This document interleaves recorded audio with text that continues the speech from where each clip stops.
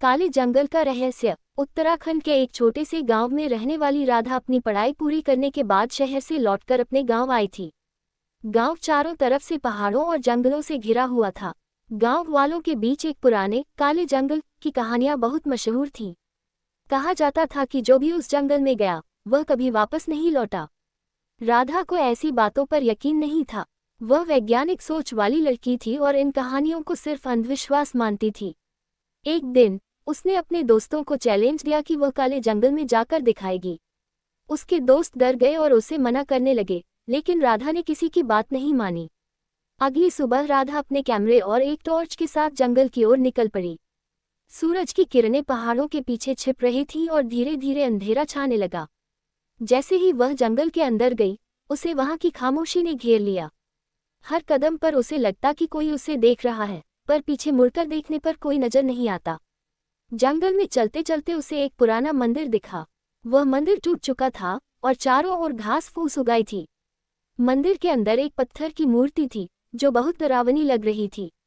मूर्ति के पास कुछ अजीब से निशान बने हुए थे, जैसे किसी ने जानबूझकर उन्हें खरोंचकर बनाया हो। जैसे ही वह मंदिर से बाहर निकली, उसे दूर से किसी के चीखने की आवाज सुनाई दी। उसकी रूह कांप गई, लेकिन उसने खुद को संभाला और आवाज की दिशा में बढ़ने लगी। उसने देखा कि एक पेड़ के नीचे किसी का साया था। जैसे ही वह पास गई, साया गायब हो गया। उसकी टॉर्च अचानक बंद हो गई और सब कुछ अंधेरे में डूब गया। उसने कैमरा ऑन किया, लेकिन उसमें सिर्फ सफेद धुंध नजर आई। अचानक पीछे से किसी ने उसका नाम पुकारा, राधा। उसने तुरंत पीछे मुड़कर देखा, लेकिन वहां कोई नहीं था। डर के मारे उसकी सांसें तेज हो गईं। उसने भागने की कोशिश की, लेकिन उसका रास्ता किसी ने रोक दिया। भागते भागते राधा एक गुफा के पास पहुंच गई। गुफा के अंदर एक मटमैली रोशनी चमक रही थी। वह धीरे धीरे अंदर गई और उसने देखा कि वहां एक पुरानी किताब रखी थी। उस किताब पर काले जंगल का राज लिखा था। जैसे ही उसने किताब को छुआ, चारों तरफ से आवाजें गूंजने लगी। इस जंगल से बाहर निकल जाओ, ये तुम्हारे लिए नहीं है। किताब के पन्ने खुद ब खुद पलटने लगे और उसमें से एक डरावनी तस्वीर उभरी।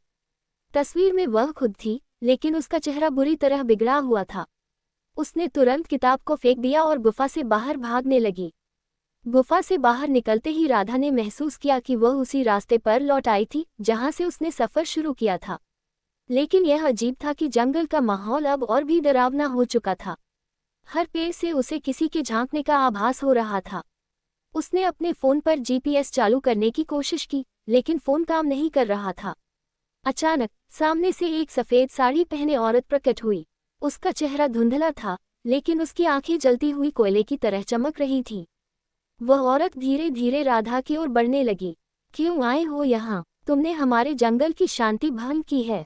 अब तुम यहाँ से नहीं जा सकती। राधा ने डरते हुए कहा, मैं यहाँ किसी को नुकसान पहुँचाने नहीं आई। मुझे माफ कर दो। औरत ने जोर से हंसते हुए कहा, माफी? यहाँ माफी नहीं मिलती। राधा के पास भागने के अलावा कोई चारा नहीं था। वह जान बचाने के लिए दौड़ पड़ी। भागते भागते वह एक बड़ी झील के पास पहुंच गई। झील के पानी में एक बूढ़ा आदमी नजर आया।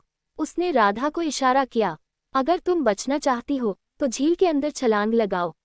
राधा को समझ नहीं आया कि यह सही था या नहीं, लेकिन उसके पास कोई और विकल्प नहीं था। उसने झील में छलांग लगा दी। जब राधा को होश आया तो वह अपने गांव के पास एक पेड़ के नीचे पड़ी थी। गांव के लोग उसे घेर कर खड़े थे। किसी ने उसे बताया कि वह जंगल में बेहोश मिली थी। राधा ने सोचा कि जो कुछ भी उसने देखा वह एक सपना था, लेकिन तभी उसने अपने हाथ पर वही निशान देखा जो गुफा में किताब पर था। वह समझ गई कि काले जंगल का रहस्य कोई कल्पना नहीं था। हमारे YouTube चैनल को सब्सक्राइब करें और बेल आइकन को ऑन करें ताकि आपको हमारी सभी स्टोरी की जानकारी तुरंत प्राप्त